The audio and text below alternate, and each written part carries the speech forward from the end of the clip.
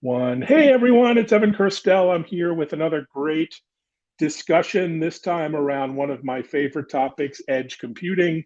Whether you call it edge or IoT or the industrial Internet of Things, it's an incredibly exciting topic, and I have a real thought leader in this space from Scale Computing, a leader in the edge networking space, Dave Demlow. Dave, how are you?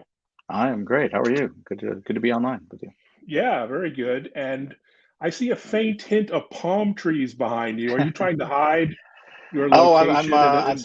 definitely leveraging the remote work capability, Okay, good. which I happen to do even before that. But yeah, avoiding the Indianapolis snow that's impending this next couple days, and down in sunny South Carolina. So. Well, that's beautiful. I love it down there. Well, we'll get on to business. You have a pretty pivotal role at Scale Computing. For those of you who don't know Scale and what you do, maybe give us a background. Who is Scale Computing? Sure. We're a leader in edge computing infrastructure space for that. And edge is a very broad term. I mean, for us, it basically means computing and storage outside of a centralized cloud or large data center. So, um, yeah, we focus on some of the classic edge use cases would be things like retail operations. Chains that have hundreds or thousands of retail stores. And retail, we mean broadly, from your grocery Mhm. store to quick serve restaurants to all sorts of things that rely on distributed IT like that, to manufacturing, where I think you mentioned in the intro, industrial IoT and trends to be able to gather and leverage all the data that's out there for real time operational improvements and so forth. To even things like we partner very heavily with managed service providers who offer uh, cloud services basically, or internet managed services to smaller and mid-sized companies who don't want to manage or have that IT proficiency. And we have self-healing infrastructure is really kind of our key, is being able to provide that on-premises IT infrastructure that doesn't require IT people on site or a lot of care and feeding, that can take care of the expected failures. You're going to have compute nodes fail and servers fail and storage devices fail. And so we have a very sophisticated software stack that is designed to keep whatever you're running out there running without requiring constant care and feeding or rolling trucks out to these sites on a perpetual basis. So we really get kind of that cloud-like reliability without having to put everything up in the cloud, where a lot of these applications just for many reasons won't operate or won't be efficient or optimized in a public cloud. I love it. Fascinating. And just describe what you do exactly. Vice President of Strategy could mean many Sure. things. Are you sort of the chief bottle washer as well, or what does strategy mean at I do Scale do a Computing? lot of things, yeah. So really, I would focus on the product strategy side. So you can think of me kind of in between our engineering and our product management teams that are building products, defining releases, and our sales and marketing and customers trying to figure out, where are the upcoming opportunities for edge computing, for technologies, for this, autonomous infrastructure that Scale Computing provides. I'm spending a lot of time currently on some of the leading edge applications like video analytics of how do you take all these camera and sensor data, analyze it on site, on prem, whether you're full time connected or partially connected, and distribute those up to public clouds. Also looking at how applications are increasingly being built and deployed, so things like cloud native containers, Kubernetes, how that fits into edge computing and so forth. Those are the areas that I spend a lot of my time with, looking at the technologies, working with customers, and then working with the product teams here to turn those into products that we can sell and deploy out to our customers. Awesome. So you're like the geek in chief. That's Geek and Chief, I that's like that. yeah. We'll I give you could see that on a business a card. new So title. But yeah, in terms of edge, it's where all the excitement is these days. If you look on Twitter and trending topics, invariably like edge yeah. is one of the top dozen or so topics. And of course, there's a ton of data generated at the edge. But what are the applications or use cases from your perspective that are driving this massive adoption of your platform and edge computing in general? Are there other top one, two, three kind of Yeah. use cases?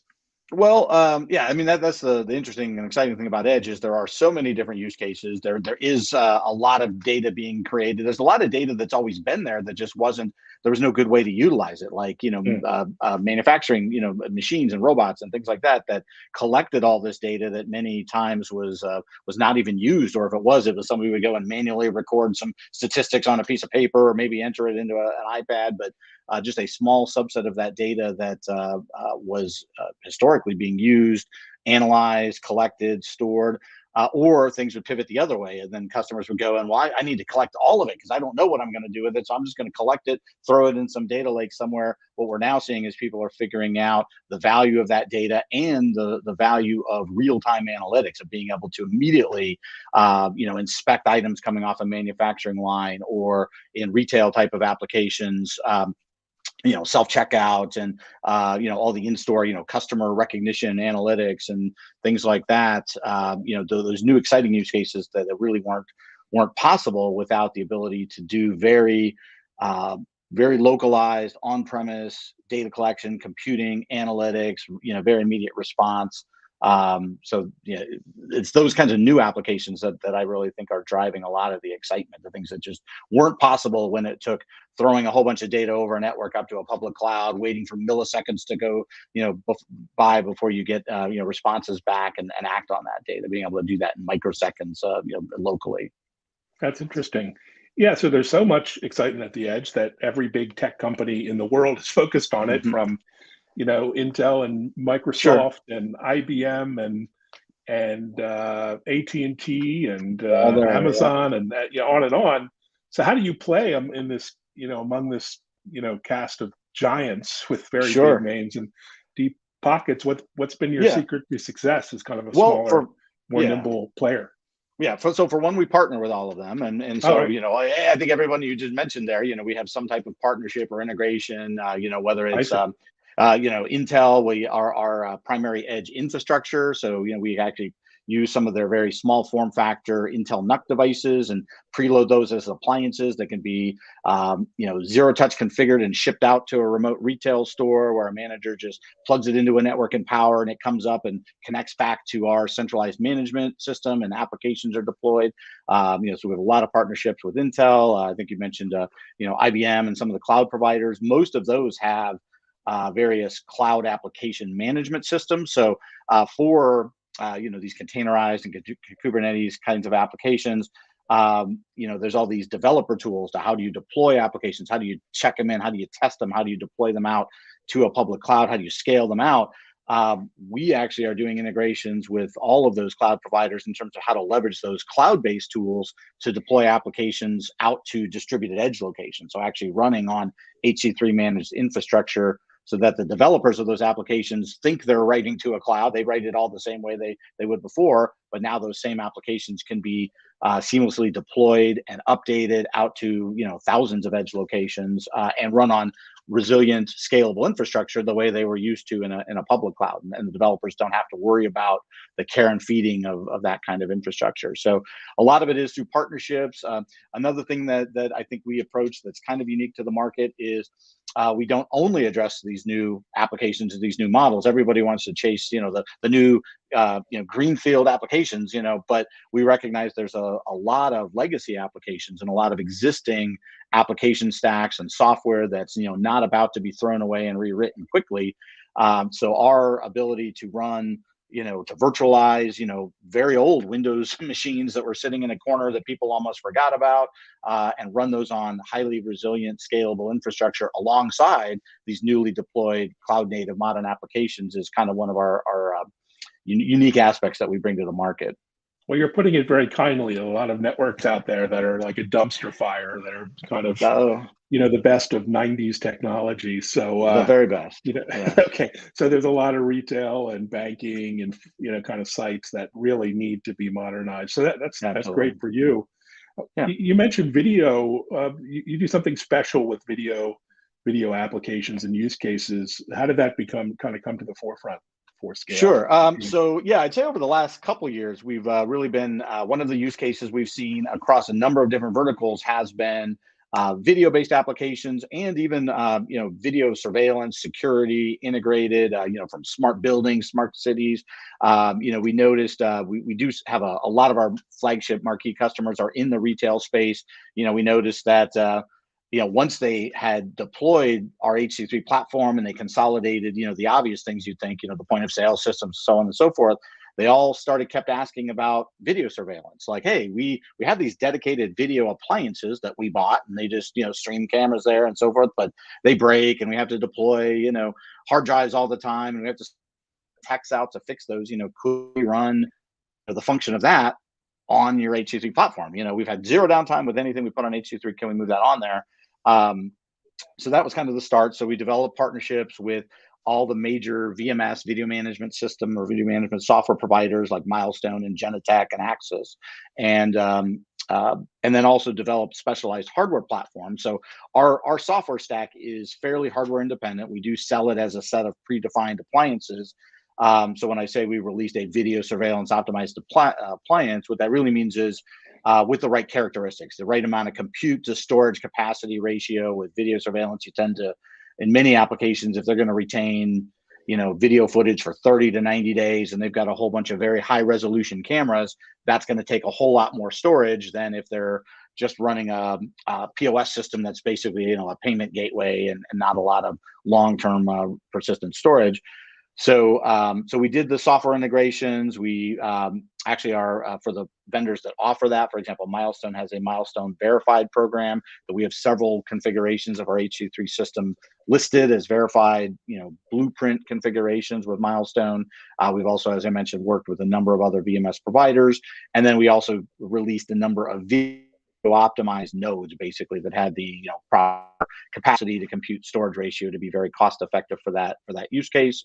And even there, that's another case where we've done the integration to a lot of the video surveillance. People don't want to keep the data on-prem forever. So they might want to keep, a week or two worth of data on-prem. So if, whatever their use case, they have a slip and fall incidents and they need to quickly go back and find, that video, but then they may have legal requirements to retain it longer, where they can, basically tier and keep, the most current data on premises where it's immediately accessed, and then tier colder data off to public clouds. That's another place where we would partner with an Azure, an AWS, a Google Compute Engine, for example, to complement those cloud providers and provide a full edge to core to cloud integration story that best meets the customer's needs. Fantastic. Do you ever get your hands dirty personally with coding or configuration, or I would not do like anything to stay that away I from call that coding. sort of thing? I do a lot of scripting and hacking, I would say. So Okay. I go about it far enough to say, here's a way it worked, and then we let our professional developers take it from there. But yeah, I do.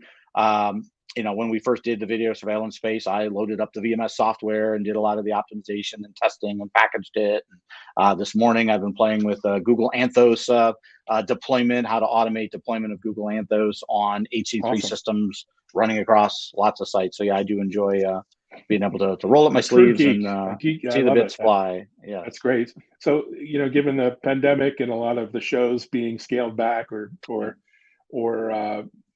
canceled, what are you looking forward to most over the course of the next few months? Is it you doing much travel out to customers or events or otherwise?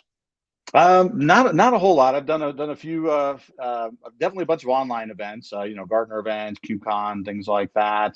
We do all types of, obviously online, customer demos and events, things like that.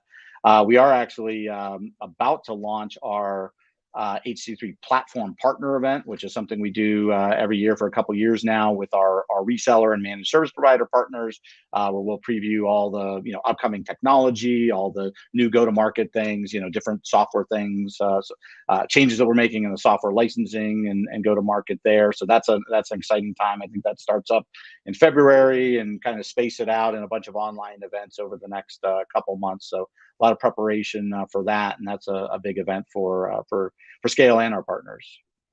That's awesome. Well, be sure to follow Scale Computing at Scale Computing on Twitter for updates and LinkedIn. And Thea, thanks for spending a few minutes chatting. Thanks for having me. My audience will find it most informative, and look forward to the tweets. So thanks so much. That's right. Thank you. All right. Bye, Dave.